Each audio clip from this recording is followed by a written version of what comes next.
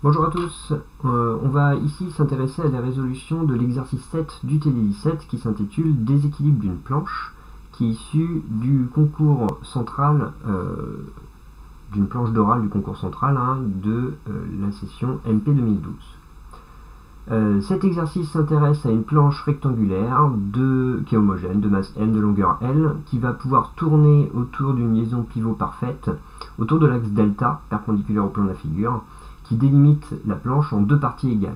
Et on va disposer à l'extrémité de cette planche une pièce carrée homogène de côté A qui est très petit devant L, on va pouvoir donc supposer qu'elle est ponctuelle, à l'une de ces extrémités, ici à l'extrémité gauche sur la figure, et on va introduire le moment d'inertie de la planche par rapport à l'axe delta. L'ensemble est lâché sans vitesse initiale dans une position horizontale, et on observe que la pièce commence à glisser après une rotation de 9 degrés. On nous donne différentes données, les masses des deux solides, la longueur de la planche et l'accélération de la pesanteur. On va devoir, dans la première question, déterminer le coefficient de frottement F entre la pièce et la planche, et dans la deuxième, déterminer la vitesse angulaire de rotation de la planche au moment où le glissement s'amorce. Donc c'est pas explicite dans l'énoncé, mais comme on cherche le coefficient de frottement entre la pièce et la planche, on suppose qu'il y a du frottement solide entre la pièce et la planche, et justement on va utiliser le début de la condition de glissement qui est fournie dans l'énoncé. Alors, on va ici faire un schéma de la situation, et on va représenter la planche dans une position bien entendu différente de la position représentée dans l'énoncé, où la planche est horizontale. On va ici représenter notre axe delta, on va représenter la planche, alors je vais la faire fine pour simplifier le schéma. Elle est donc de longueur totale L, et on suppose que l'axe delta est au centre de la planche. Et puis on a notre petite masse M, la pièce, qui est déposée à l'extrémité de cette planche. Ici, pour repérer la position de notre planche, on va adapter un système de coordonnées qui va être polaire, puisque ça va être les coordonnées les plus adaptées au problème. Donc on va définir par exemple un axe X horizontal, l'angle θ qui vient repérer la position angulaire de la planche par rapport à l'axe X, et puis on va compléter pour avoir une base directe. On va prendre un axe Y vers le bas et un axe Z qui correspondra à l'axe delta. Donc on va prendre Y vers le bas et on va noter OZ, l'axe delta qui vient vers nous. Bien entendu, il est important sur ce schéma de représenter la planche dans une position différente de la position initiale de l'énoncé, et de représenter l'angle θ qui va être bien entendu positif, inférieur à 90 degrés, et de préférence assez petit pour ne pas confondre les sinus et les cosinus. On va notamment avoir besoin de l'orientation positive des angles. Je rappelle, l'orientation positive ici, elle va être dans le sens trigonométrique, parce que si je tourne dans le sens θ positif, ça me donne bien mon axe delta qui vient vers nous, l'axe OZ. Donc il faut bien faire attention ici déjà à la définition des coordonnées. Pour poursuivre sur la définition des coordonnées polaires, on va représenter la base locale polaire au niveau du point M, vecteur UR et vecteur Uθ. Je rappelle que le vecteur Uθ, il est perpendiculaire au vecteur UR dans le sens de θ croissant. Donc là aussi, ne pas se tromper sur l'orientation de la base, sinon on aura une erreur de signe lors des projections. Alors, comme tout exercice de mécanique, on va commencer par faire un inventaire des inconnus du problème en faisant une analyse cinématique et dynamique. Commençons par l'analyse cinématique. L'intégralité du problème se passe entre l'instant initial où la planche est horizontale et l'instant, on va noter T1, l'instant où la pièce commence à glisser. C'est-à-dire que pendant toute la phase du mouvement, finalement, la pièce elle est immobile par rapport à la planche. Donc si on veut repérer complètement la position du problème, il nous faut juste la coordonnée θ, puisque la pièce se déplace en même temps que la planche, elle n'a pas de mouvement relatif par rapport à la planche. Une seule coordonnée nous suffira pour pouvoir faire l'étude cinématique du problème. On passe à l'analyse dynamique. Pour faire l'analyse dynamique, on va faire un inventaire des actions qui s'exercent sur les deux systèmes. On va commencer par l'action qui s'exerce sur la pièce. On a noté M, on suppose ponctuelle. Quelles sont les forces qui agissent sur cette pièce? On va avoir le poids, P, qui va être vertical vers le bas, je vais représenter sur ma figure, P. Et on va avoir les actions de contact exercées par la planche sur la pièce. Comme on a des frottements solides entre la planche et la pièce, les actions de contact vont se décomposer en une action normale et une action tangentielle. L'action normale, elle va être normale à la planche, elle va donc être portée par moins uθ. Donc on va avoir une action normale ici, perpendiculaire à la planche, puisque le plan tangent il est collinéaire à la planche. Et l'action tangentielle, alors si la pièce commence à glisser, sa vitesse de glissement, elle va être dirigée selon plus UR par rapport à la planche, et donc la composante T1 va elle être collinéaire à la planche, bien entendu, mais dirigée vers le centre, vers l'axe delta. Donc là on a représenté nos deux forces. Quels sont les inconnus? Ici les inconnus c'est nos deux actions les normes des deux actions de contact. Donc on a deux inconnus. Norme de N et norme de T. Pour pouvoir poursuivre l'analyse dynamique, il va falloir s'intéresser à la planche. Alors on a deux possibilités. Soit on étudie la planche seule, soit on étudie l'ensemble planche plus pièce. Et je rappelle que lorsqu'on fait l'inventaire des actions, c'est uniquement l'inventaire des actions extérieures, et donc on ne prendra pas en compte les actions de contact entre la planche et la pièce. Donc on va prendre cette situation, pièce M plus planche comme système. Quelles sont les actions extérieures qui agissent sur cet ensemble? On va avoir le poids, mais des deux éléments. Donc on a le poids de la pièce qu'on a déjà noté, P, et le poids de la planche, qu'on va noter P'. Le poids de la pièce, on l'a déjà représenté, on rajoute le poids de la planche. Si on suppose que la planche est bien équilibrée, le poids P' va passer par l'axe delta. Et puis, il ne faut pas oublier les actions exercées par la liaison pivot sur la planche.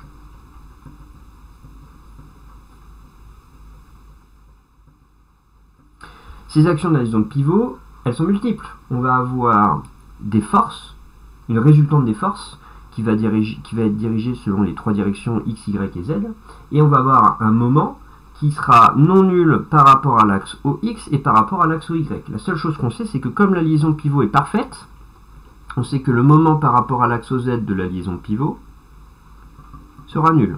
Mais c'est la seule chose qu'on sait. C'est-à-dire que si on prend en compte toutes les inconnues de la liaison pivot, il faut en rajouter 5.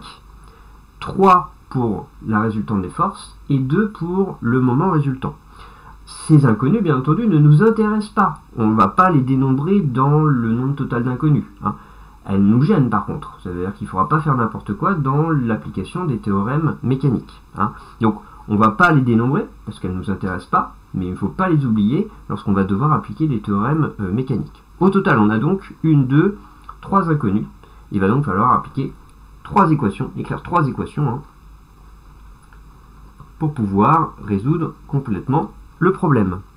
Qu'est-ce qu'on a comme équation à disposition? On va pouvoir, comme on a étudié le système de la pièce, on va pouvoir appliquer le principe fondamental de la dynamique qu'on va pouvoir projeter selon deux directions. Ça va nous donner deux équations.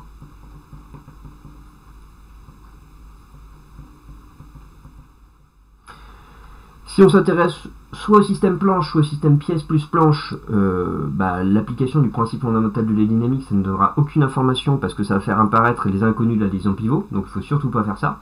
Même chose, si j'applique le théorème du moment cinétique par rapport à l'axe OX ou l'axe OY, ça ne donnera pas d'informations supplémentaires puisque ça fait intervenir les inconnus qui nous gênent.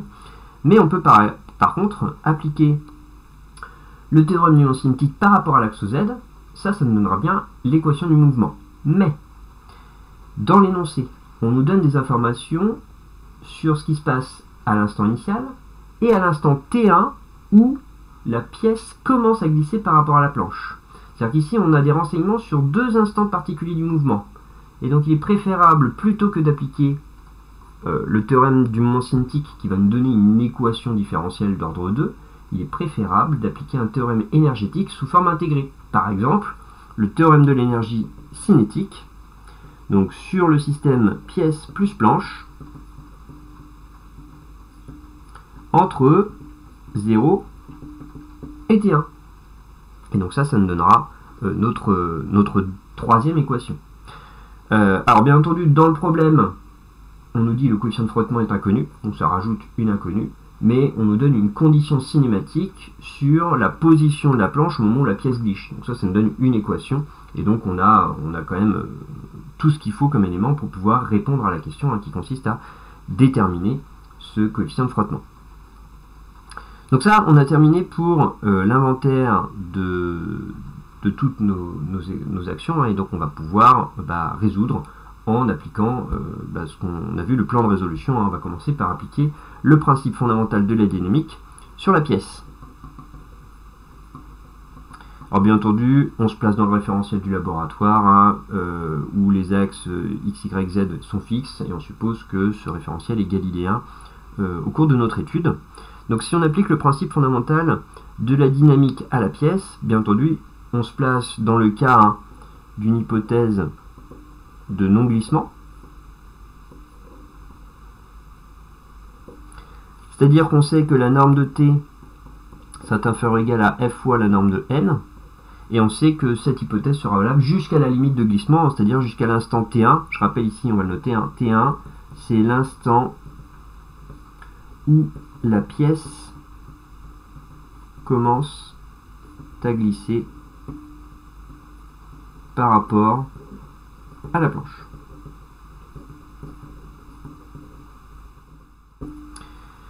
Donc on est dans une hypothèse de non-glissement, et donc on sait notamment que la position angulaire θ permet de paramétrer la position de la pièce. La pièce, elle est située à une distance L sur 2, L sur 2 de l'axe OZ, et il est paramétré par l'angle θ. Donc on va avoir besoin, bien entendu, pour appliquer le principe fondamental de la dynamique, on va avoir besoin de l'accélération de la pièce par rapport à la planche, et donc on va calculer les éléments cinématiques. On calcule le vecteur OM, qui vaut L sur 2 UR, et on calcule la vitesse du point M, on dérive, sans oublier bien entendu que UR dépend du temps, ça nous fait L sur 2 θ point Uθ, et on dérive une nouvelle fois l'accélération donc de notre pièce. On dérive sachant que θ point n'est pas constant ici, et Uθ n'est pas constant non plus, ça nous fait L sur 2 θ point point Uθ moins L sur 2 θ point carré UR. Ça c'est les éléments cinématiques. Si j'applique le principe fondamental de la dynamique à la pièce, ça nous fait A fois l'accélération de M égale, on a vu l'inventaire des forces, le poids plus N plus T. On va le préciser ici, on l'a vu au niveau des directions, on sait que N c'est moins N Uθ, et on va écrire que T c'est moins T UR, d'après ce qu'on a fait sur le schéma. T est algébrique, mais on verra à la fin, on vérifiera bien que T est bien positif. Si je projette ces équations dans la base polaire UR Uθ, je vais obtenir nos deux équations. Alors si je projette suivant UR, on va obtenir moins M L sur 2 θ point carré et sur Uθ plus M L sur 2 θ point point égale. Le poids, alors il va falloir projeter le poids dans la base UR Uθ, sachant que l'angle θ, on le retrouve ici. On va réécrire ici notre troisième force. Le poids, c'est donc la norme du poids mg. Projeté suivant UR, c'est le côté opposé qui compte, donc ce sera du plus sinus θ UR. Et suivant Uθ, c'est le côté adjacent qui compte, la projection est positive, c'est plus que sinus θ Uθ. Ce qui nous donne, donc le poids, ça nous fait mg sinus θ, et suivant uθ, mg cosinus θ. Et t et n, donc on a moins n suivant uθ et moins t suivant ur. Ça, c'est nos deux équations hein,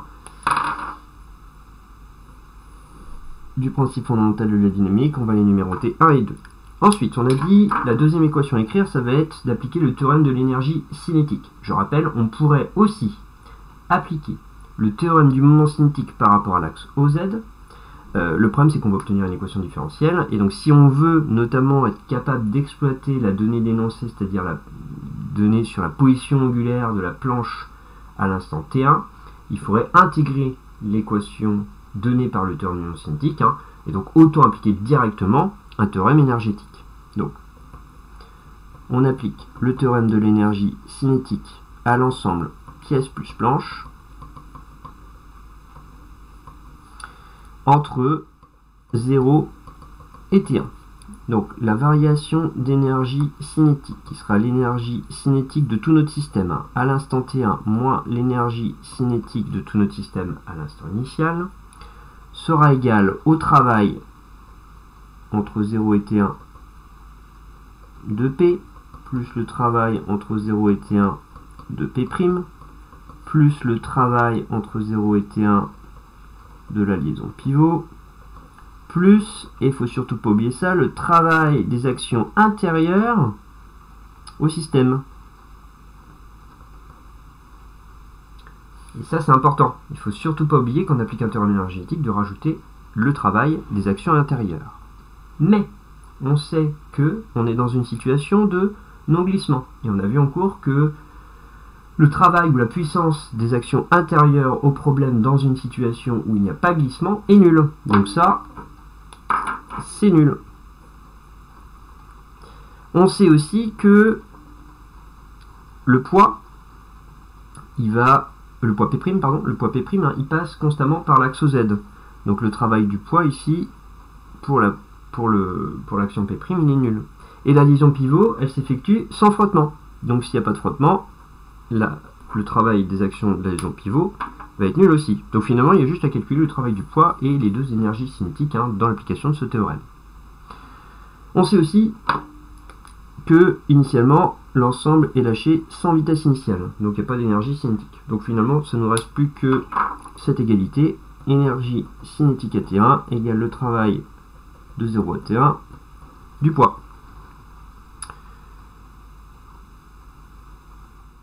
Et donc, on va pouvoir calculer tous ces éléments. On va commencer par calculer l'énergie cinétique à l'instant T1. On est ici dans une situation où on a un solide en rotation autour d'un axe fixe, l'axe OZ. Donc, on va écrire que l'énergie cinétique, ce sera 1/2 de J, on va noter J sigma OZ, qui est donc le moment d'inertie de tout notre système. Attention, c'est le système pièce plus planche par rapport à l'axe Z fois θ point au carré à l'instant T1.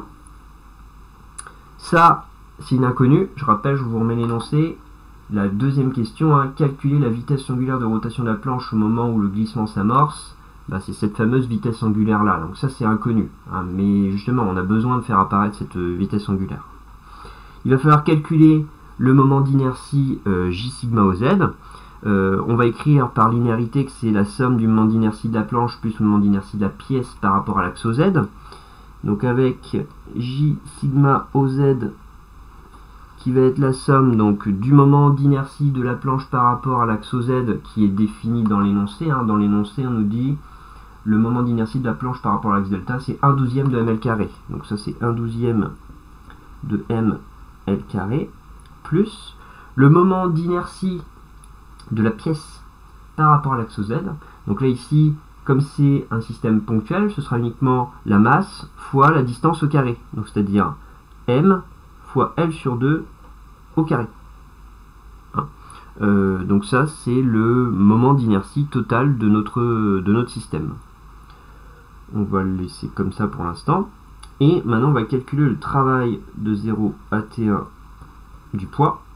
On peut écrire que ça, c'est moins la variation d'énergie potentielle entre 0 et T1, c'est-à-dire l'énergie potentielle en 0 moins l'énergie potentielle en T1.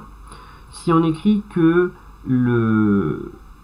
on prend l'origine de l'énergie potentielle au niveau de l'axe Z, on peut écrire que l'énergie potentielle, ce sera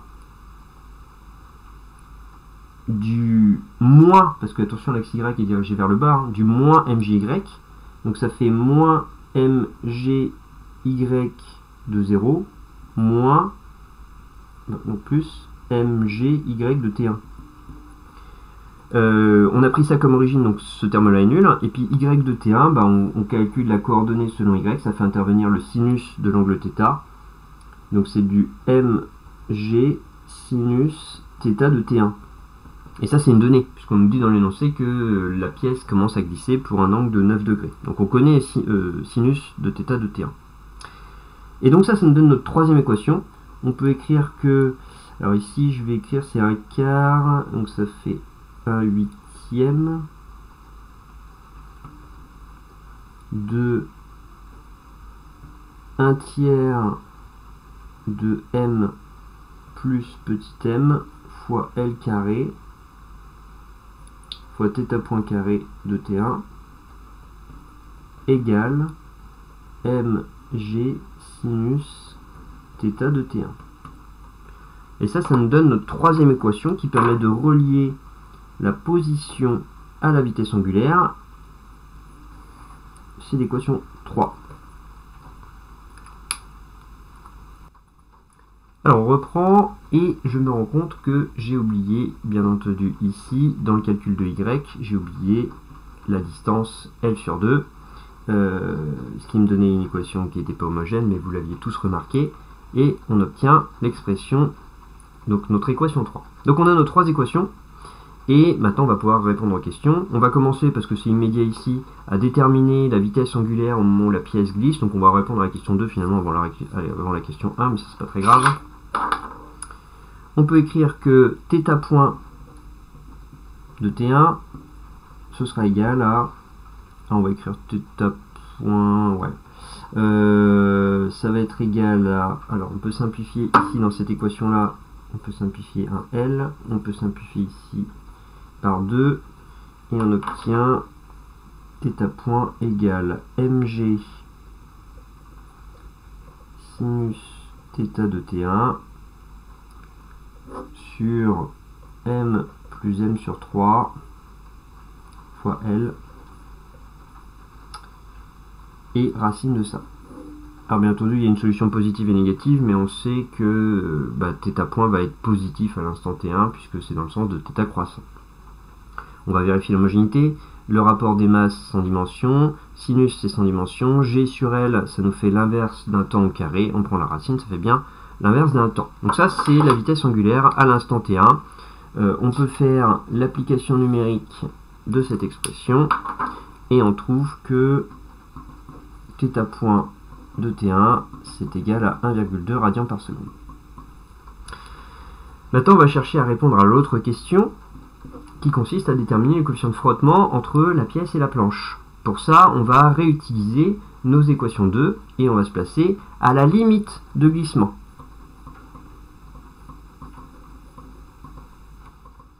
C'est-à-dire à l'instant T1.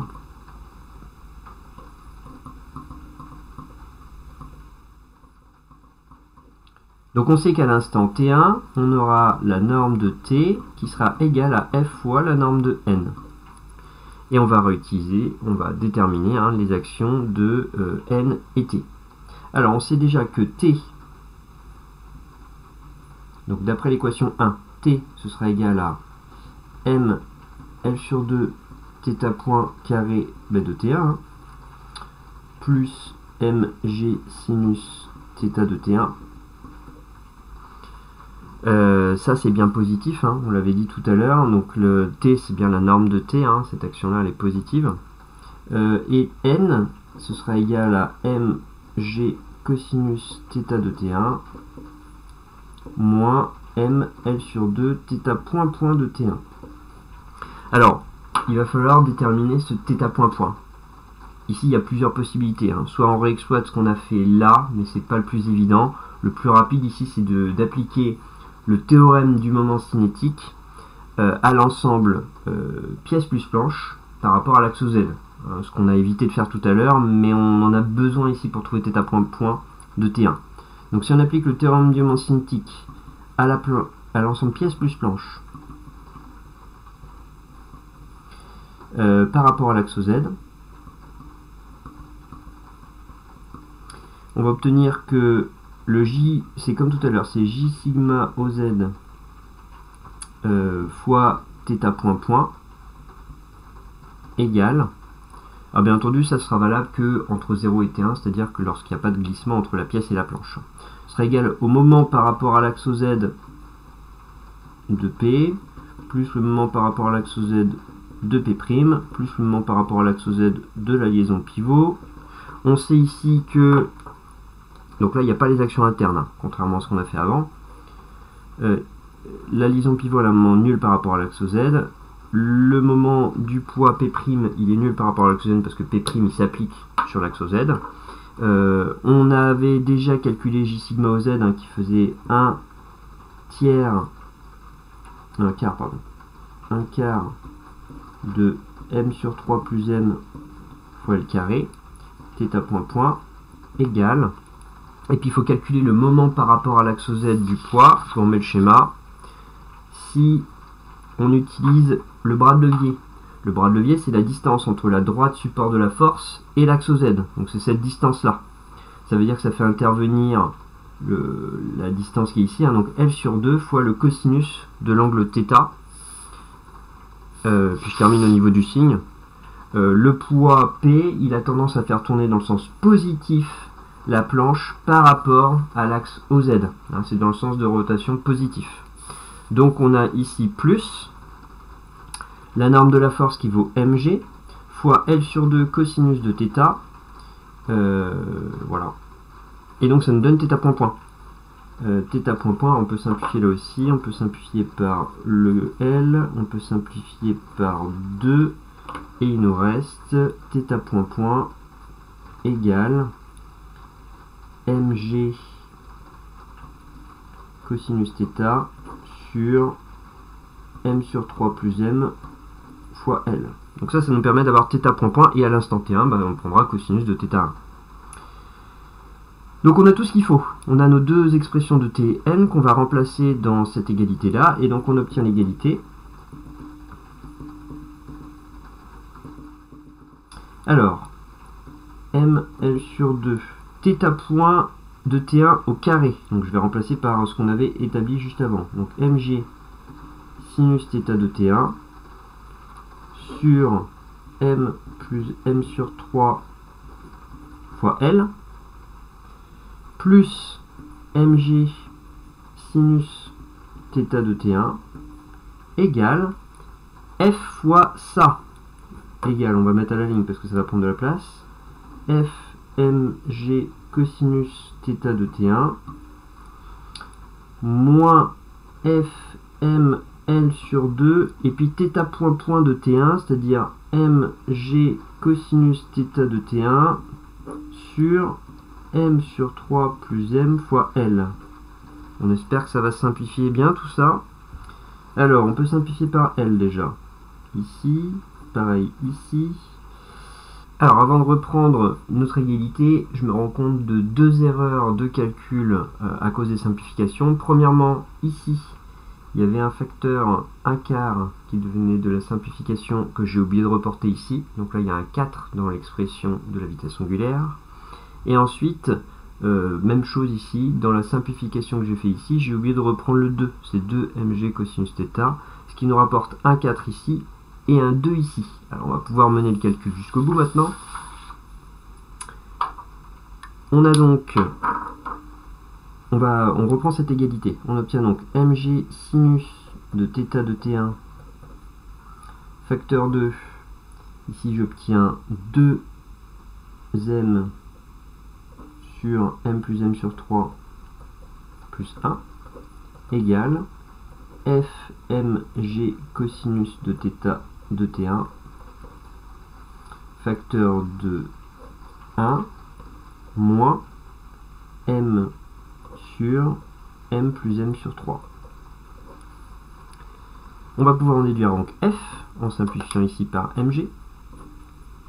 Il nous reste f égale tangente θ de T1, facteur de 1 plus 2m sur m plus m sur 3 sur 1 moins m sur m plus m sur 3. Si je remets ça au même dénominateur, ça fait tangente de θ de T1 multiplié par, alors ça fait m plus m sur 3 plus 2m sur m plus m sur 3 moins petit m. Ici le petit m se simplifie. Je multiplie donc par 3 sur m de chaque côté et j'obtiens f égale tangente θ de T1 multiplié par, en multipliant par, on a dit 3 sur m, ça fait 1 plus 9m sur grand M. Et ça me donne l'expression du coefficient de frottement, qui est bien sans dimension. Si on fait l'application numérique de f, on trouve f égale 0,30. Voilà.